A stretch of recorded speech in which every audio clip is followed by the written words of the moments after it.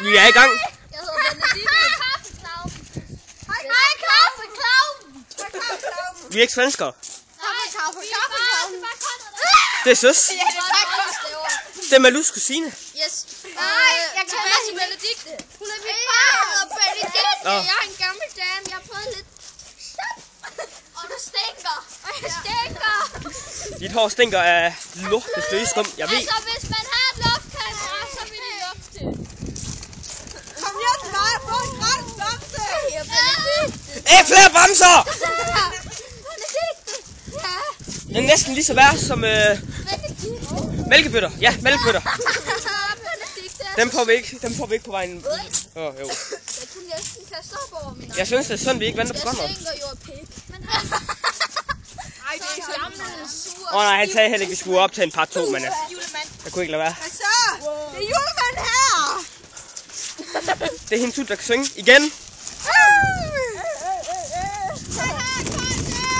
Prøv lige at tage Kator.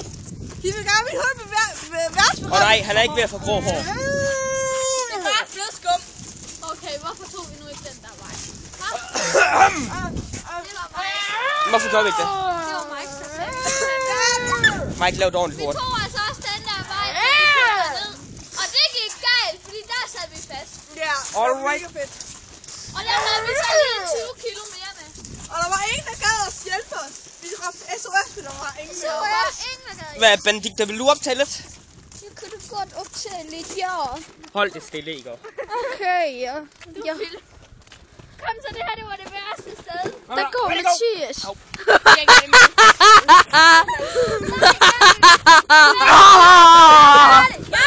Prøv lige at sige, where to go? Where to go? Where to go? Where to go? Nu går det den Du får grine klip. Du er med kameraet. Where to go? Åh, mig forresten. Så hold kameraet. Nej, jeg holder det. Men hun har faktisk tænkt. hurtigt. Hvis det ryster, jeg får fat. Nej. Nej, Mike! De har spildt i min seng. Kan du holde op? Så er der en varme sodavand nu. Hvad sker der for det? Mette, hun tager det. Kom, tag. 1, 2, 3. Where to go? Hov. Sig det lige igen. Kom så, sig det. Kom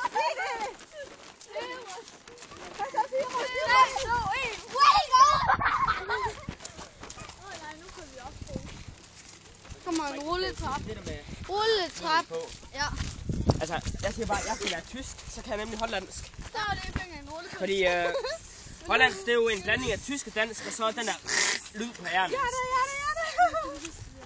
Ja, det. Og så er det fik en rullefals.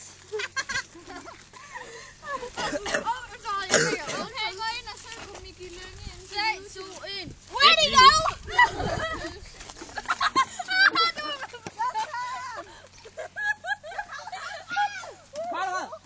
For satan! Og Mikkel, han kommer også. Nej, fordi så skal vi til at gå hurtigt. Og det kan vi altså. Så skal ham, vi skal gå hurtigt. Where to go? Kom så afsted. Hvis vi går hurtigt, så tror jeg ikke, man lige Hold kæft! Jamen, ikke for noget. Ellers skal det i hvert fald ikke være Mike, der er i vognen. Men du gjorde det meget, da. Det var det godt, det her. Vi laver futtog. Futtog, ja. Jeg kan ikke følge med til. Nej. Jeg er meget og jeg skal synge en sang. Hvilken sang skal jeg synge? Skal jeg synge Er en Justin Bieber? Okay, jeg ved ikke, hvad det er, men der skete noget med mig. Jeg kender ikke den her før. Hun er min bøsse. Det kilder lidt. Jeg ser på en anden uden tøj. Jeg tror, jeg tænder på pølser.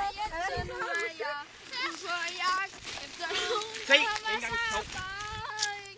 Jeg tror godt, jeg ved hvem. Mathias, Nej. Jeg vil ikke have det koster. Jeg vil ikke have det koster. Er det mig nu? I ved jo godt, jeg er homoseksuel. Jeg kun tænder på mig selv. Sengen er fordi, så skal det fandme være. Højere. vi kommer mange fucking igen nu. Altså, Det kan jeg ikke høre, hvis du taler så lavt. Lev op til din standard. Hey, man, stop lige. Fordi vi er bagud. Kom nu for helvede. Kør, krabbe. Kom nu for helvede. Det er jo mig. Det er ikke noget her. For helvede.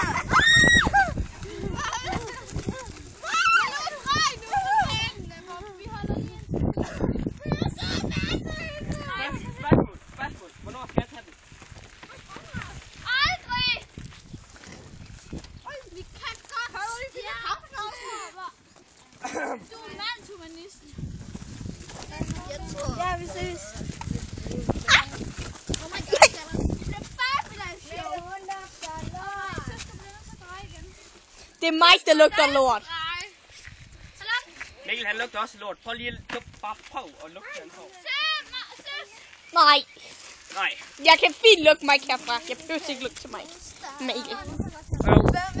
I gad ikke prøve at lugte til Mike, Konrad eller Mikkel endnu. Mikkel gamle er den høje, vi har haft med. Mike, han stinker af flødeskum. Ja, Mette, hun står cirka 1 meter frem. Hun kan lugte ham. Det er ikke duft. Skulle vi egentlig lige diskutere den kampagne om dufter og lugter? Ja, det kan vi. Jeg fortæller. Altså, at en dreng sagde til en anden dreng, du dufter af lort. Ja, men nu en dreng. Det var ikke for mig, det var Benjamin og Christian. Nej, det er ikke dreng. Nej, det er før Benjamin lige i skolen. Ja, men nu må godt. Nej, det var det. Nå. Hej, husk. Møghund. Okay, du dufter af lort. Er det en kompliment? Ja, skriv det nede i kommentarfeltet. For mange er det lige, der ser det her. 12. Eller, vi har fået et eller andet med, vi har snart spørget på den, der Sofie spiller med hund, som er kommet ind på en Første. med en fejl. Ja, det stinker bare af flødeskum. Og lugter lort. Hvad er det? Hvad synes I virkelig af det? Det vil jeg så sige, Det er så ikke et kompliment. Og lugter parfume. Ja, lugter parfume. Hvad er det? Altså, det vil jeg også sige, det er et kompliment. Lugter parfume. Nej, fordi så tror jeg, man har taget en overdosis parfume, så det er stinker.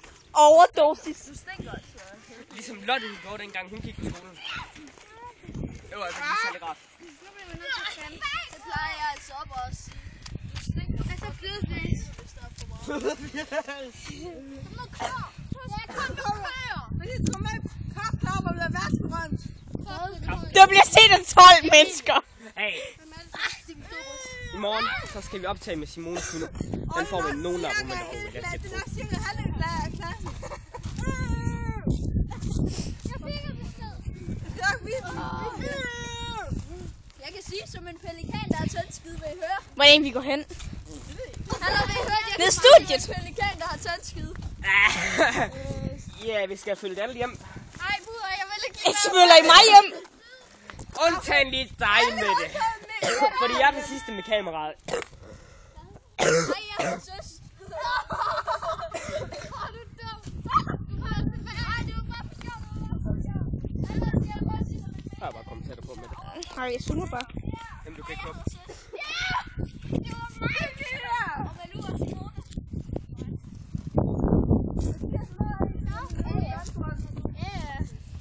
I morgen.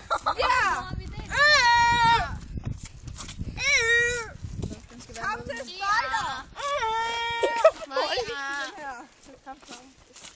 Hvis der er nogen, der kunne tænke sig at bo i Nim, som kunne tænke sig at gå til spejder i Nim, så skal I lige gå ind på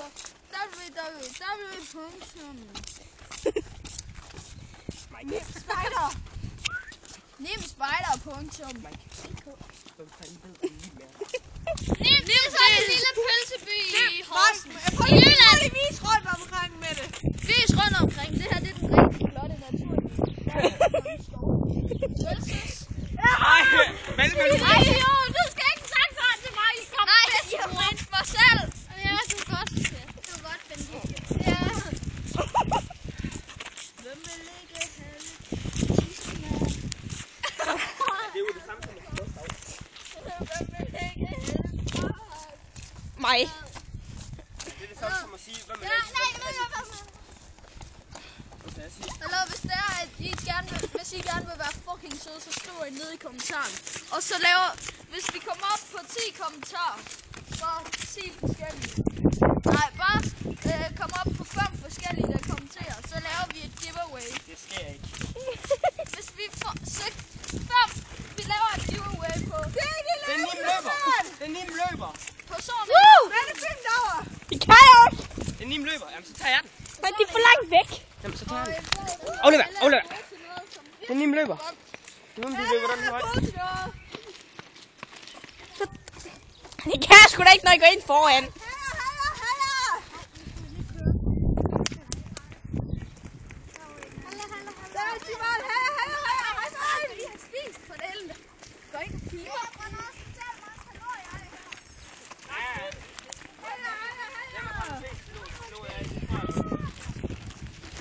Vi skal køre ned ad de vej.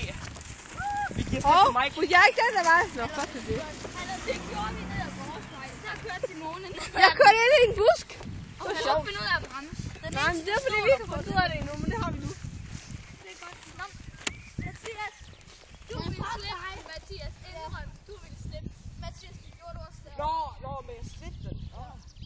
Jeg slap den ikke. Jeg røg. Mine skinneben. Au, for satan. Jeg slap den ikke. Nej, fik den lige ned over til ham. Jeg har godt nok tænkt på det, men jeg gjorde det ikke. Nej, for se, den eneste jeg stoler på, at det der, det er muligt. Jeg har stadig sluppet den. Godt, Mike!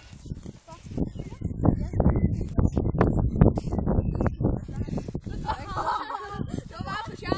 Det var bare for sjov. Hvad dag er det i morgen? Torsdag. Nej, det er lidt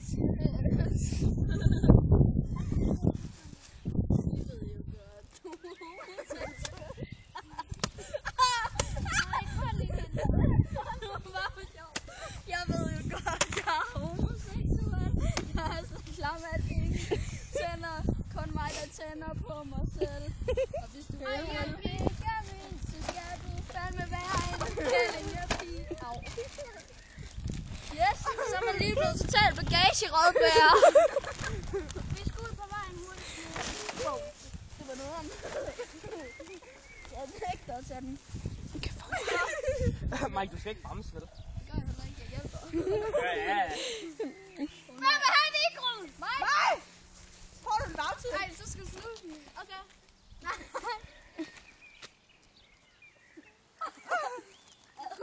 For helvede. Jeg tager fast i det der. Slå den, Mike. Nej, slå den! Hvad? Jeg synes, man kan skrive kaffeklappen. Skriv. Hvis jeg skal ud. Hvis jeg skal ud. Mike skal ud. Nej, jeg vil have den. I love you. Eller må jeg lige se, hvad for nogen der er? Ja, men der ligger alle mulige ting oveni. Har du husket tæpperne? Ja.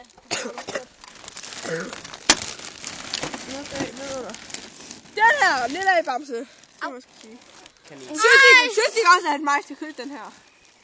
Så vi kom til. Jeg tror, jeg skal med sit sengetøj på grund af jer. Det var Simone. Den her så. Nej, jeg vil have den der, hvor der står love. Den har jeg solgt, Mike. Så gider jeg bare ikke købe en lorte plads igen.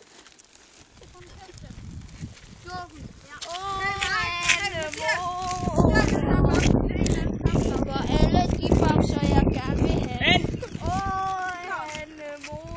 Jeg må sådan ikke derovre.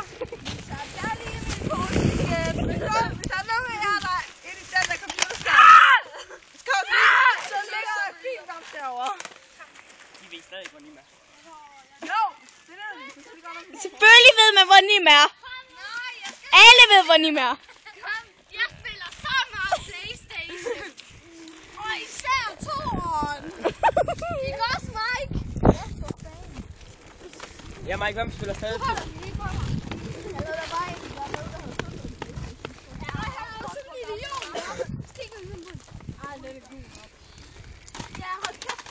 Satan! Det er Indiana Jones!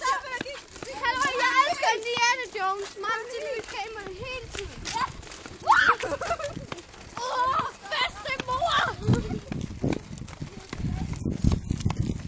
Det var nu mig, der skulle køre den. Sagde det. Det var rigtigt der. Nej, det gør jeg ikke. Vise ud over det hele. Kør ned ad vores vej og ned ad cykelstien. Gør det! Nej, det er der! sådan en rimelig stejl bakke, det her. Og den bliver stejlere. Ja, jeg kørte Nej, jeg kan ned. ind i bussen her. Mathias, flyt dig! Jeg kan ikke se den klamme dreng. Du ryster med det. Det ved jeg sgu da godt. Det er fordi, Den op på. den er oppe på 15 minutter. Søs! Ikke min Indiana Jones! Mathias fra Axel kan optages på YouTube. Aner det ikke. Hvor langt? Wow, vi har et kvarter nu. Yes. Det er ikke vores længste, er det? Jo, faktisk. Ja, så klipper I sgu da bare. Jeg har ikke slettet nogen videoer. Hvordan kan de optage så lang tid? Klipper bare. Vi klipper bare. Så skal vi snart i hus med ham. Jo, hvis vi lægger den ind på computeren først. Jeg skal altså op til min mor og morfar. Vi lægger bare ind. Nej! Vi lægger den bare ind på computeren først. Så kan Conrad godt klippe ind til sig. Må du køre resten af vejen? Kommer ham der i computeren af. Og jeg er altså Conrad ikke kan stave. Okay, hvor vil han det hen? Han skal op til sin mamma. Og sin morfar. Jo, jeg går vist en omvej. Det gør jeg faktisk ikke. Kan vi ikke lige få et, optag? Det her, det er så Mikes hus. A.k.a. vores studie. Eller, Ja, der hvor vi har så kælderen er vores studie og køkkenet. Jeg kan huske engang, Okay. vi prøvede forgiftning. Kæft, der mig røg. Holy crap. Nej, det her gik ikke galt mere end jeres. Nej, så skulle du også slå dig. Fordi jeg kan ikke få den væk. Men jeg vil lige sige, at jeg kunne få den op igen. Det kunne jeg da også. Det var bare fordi, den havde glemt. Bare fordi den så er klemme. Ja. Hey, så er det på alle, jeg måske også på mig, eller hvad det er. Jeg har lige tjekket den. Mathias! Mathias, skal du hen? Skal du med bussen, Mathias? Ja. Det ved jeg ikke. 17. Det ved jeg ikke. Vi har taget 17 minutter om det. Nå, den er halv 8.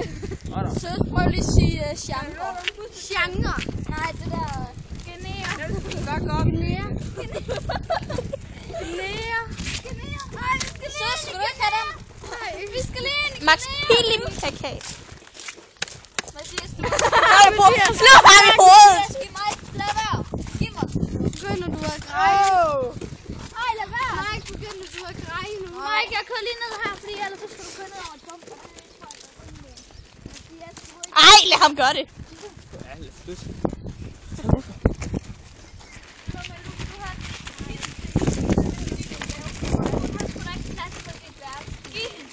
Hallo, den er større end min færd.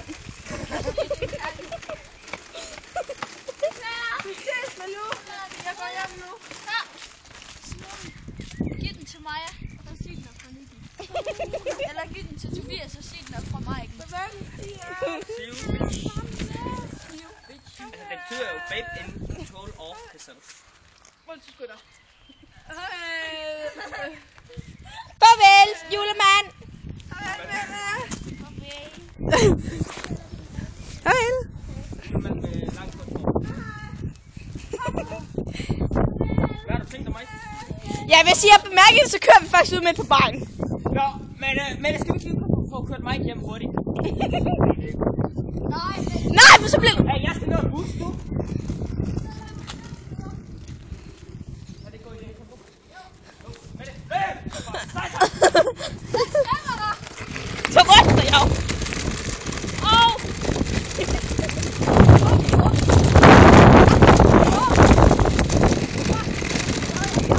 Ja, så de løber lidt, og de ryster lidt, fordi Mathias skal faktisk nå en bus. Ja, Mike, hvordan kan du overhovedet holde det her ud? Luftkøn. Vi kan prøve at trække vejret ud af munden, eller ørerne til den sags skyld. Det er godt nok, at lige midt i den største by i verden, men der kører stadig biler på vejene. Ja. Bare ikke, mens vi løber på den. Forleden dag, der blev vi næsten kørt ned af en dame. Hun var bare... Vi skal lade være med at gå ud til vej. Jamen, der er ikke forskel.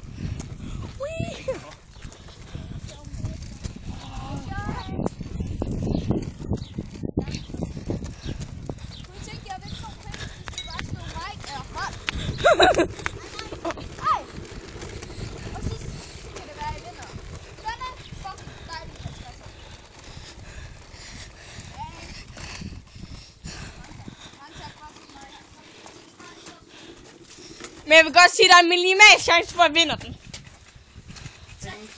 Så med det. Hvad så med den der? Lige på 2 gange med ringklokken. Jeg skal snart. Sig farvel, Mike. Ja, jeg er så uheldig, at jeg skulle gå hjem hele vejen. 2,5 kilometer. Se på, at der ikke er en bus til dig også. Jo, der har jeg nok kun sige det. Hvor mange koster det for dig at komme hjem? Hvad? Hvor mange koster det for dig at komme hjem? 10. Okay, så kan jeg nok godt komme hjem på 10. Ej, kæft, jeg ryster. Okay, meget. Skal jeg gøre det? Nej. Jeg kan ikke. Det er fordi... Lad være. Hvad er det? Jeg kan ikke stige hjem. Ja. 21 minutter. Det er kort. Ja. Ja. Farvel, kaffeklauben. Ja, farvel. Farvel, Klaus. Altså, du må også gerne kalde os for kaffeklubben. Kaffeklauben. Det er mig, der har holdt kameraet. Jeg har da også holdt det i part 1. Nej. Jo, jeg holdt det i hele part 1. Hey. Yes. Jamen, så kom mig. Stopper sgu snart. Så kan I lige se noget af den flotte natur.